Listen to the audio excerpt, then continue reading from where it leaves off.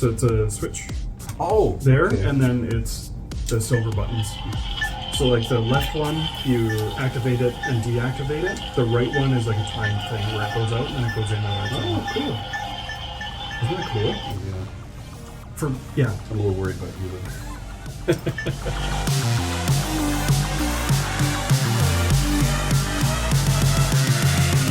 We're ready to believe you.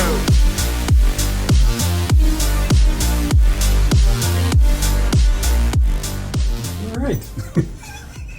And we're back with another episode of Ready to Believe. I'm Jamie Pale Rider. I'm Rob Williams.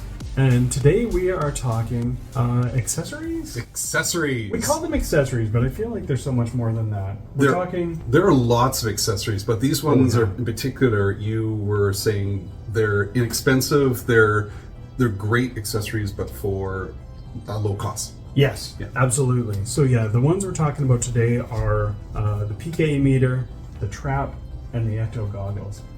And the reason why we've kind of grouped these together, because I feel like there's so much more than accessories, but surprisingly, these were things that I got locally from Party City and Spirit Halloween. So the Spirit Halloween piece is the PKE meter. So again, all of these things are relatively inexpensive. The PKE meter, especially, like it moves, it lights up, it makes noise. That's awesome. So this was $35. $35 from Spirit Halloween. 35 Canadian. 35 Canadian. So it does come with a kind of a built-in belt clip.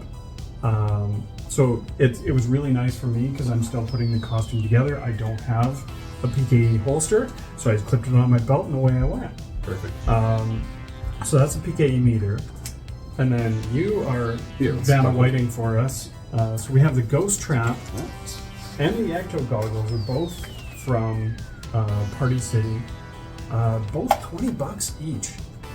Like, if you're talking in the realm of costume accessories and costume pieces, that's crazy cheap, especially Canadian. And being able to get it locally. So there's nothing really special about them. They're a great way as kind of like an entry piece into assembling your costume.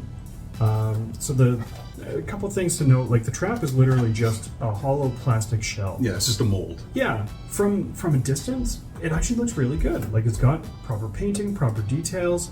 One of, I think, the most hilarious kind of review things that I saw on the trap itself was that the doors don't open.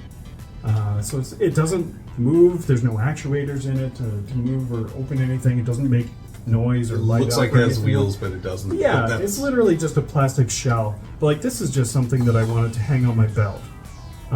Again, I don't have a trap holster, so I just cannibalized a tape measure. I was gonna say, you put that on there? Yeah, oh, that's so awesome. I put that on there so I can just hang it on my belt and away I go. Oh, that's awesome. Again, that's super inexpensive, really light. If it's hanging off my belt, it's like very awesome. So that's definitely a plus. Obviously, I want to weather these things up. The trap, the goggles, PKE, make them look a little more beat up and worn. But as an entry level thing, this is so nice. Like I couldn't be happier with that. It is light. Yeah, like I'm wearing nothing at all. And this, I love this. The like Ecto goggles. I kept wearing those. So yeah, these are. I mean, when I was looking at photos of my first suit up, I was so much happier with the photos when I was wearing it on my forehead, like Ray does in the movie. It just adds so much to the costume. Again, these were $20. These were Party City ones. You can see through them, like there's nothing in there. It does have basically like craft foam around the outside. The one thing I noticed on Halloween when I was wearing them is it did start to hurt my head a little bit, just kind of resting on the forehead. Is it tight? It's tight. Like the straps are a little tight. This foam doesn't really do much in terms of comfort. Like it's just there. So I'm probably going to upgrade the straps, and I'm definitely going to upgrade the foam, just to make them more comfortable to wear.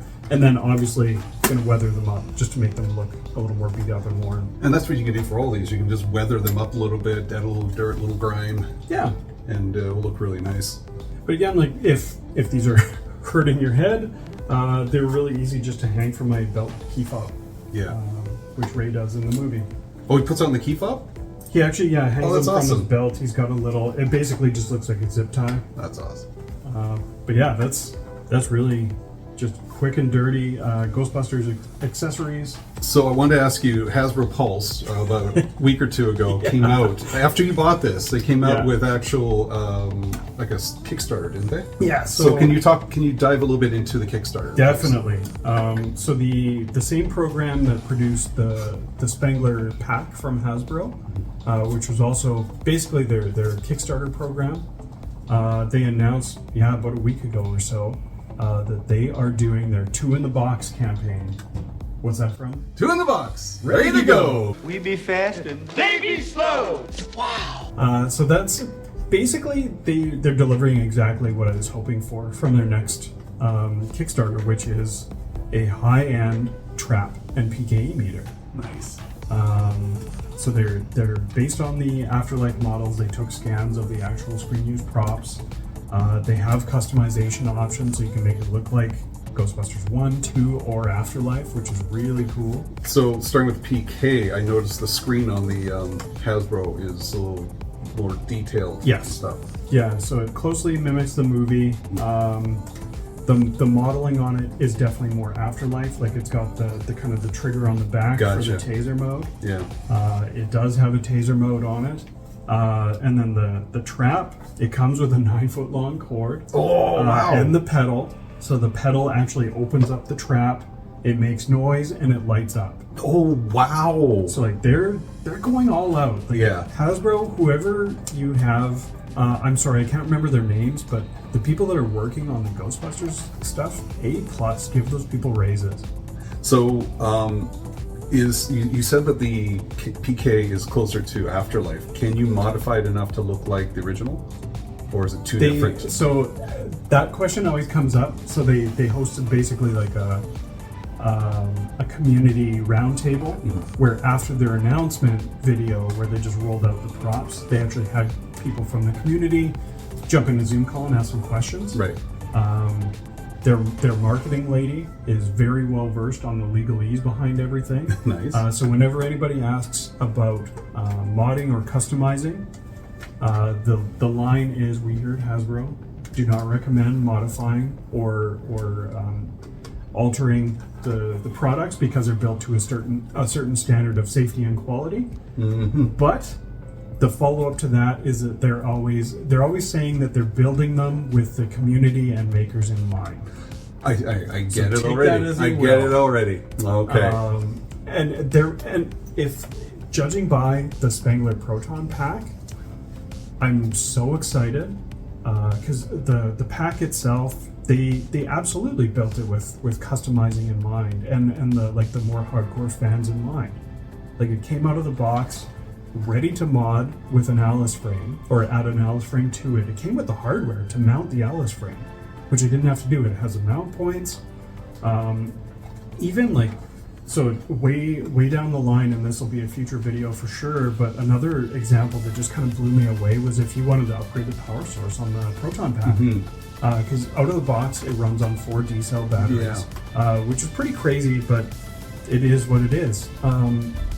If you want to change out the power source, it's literally, you have to open up the pack, but on the board where the power cord goes in, it's literally just plug and play. You don't have to there's destroy no it. You don't have to there's solder no wire or cutting or stripping or soldering. It's literally just a plug.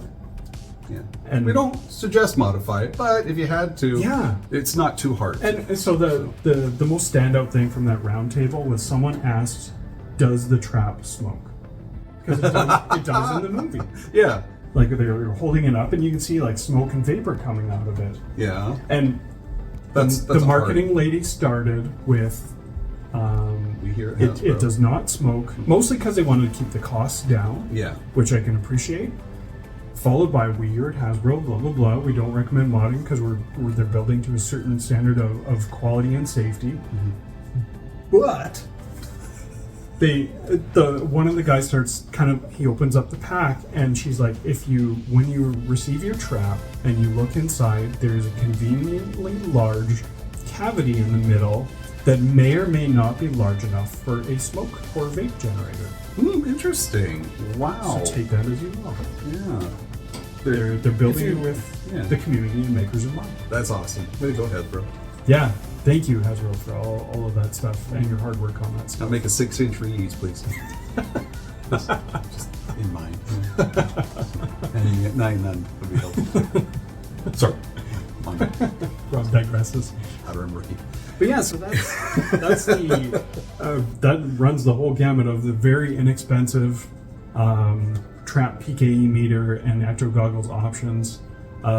We haven't seen Hasbro produce a ecto goggle option yet, but the Ghostbusters Hasbro Pulse campaigns have been very successful. So as of this video, for the trap and the PKE meter, it's already been funded and they've already hit their first stretch goal. Awesome.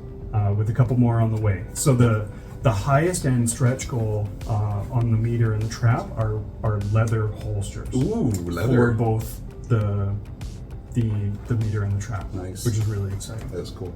Among other things, but that's the most exciting bits is those holsters. All right.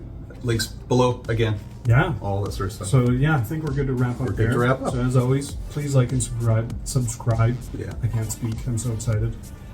Thank you, as always, for watching. I'm Jamie Pale Rider. I'm Rob. And we're ready to believe you.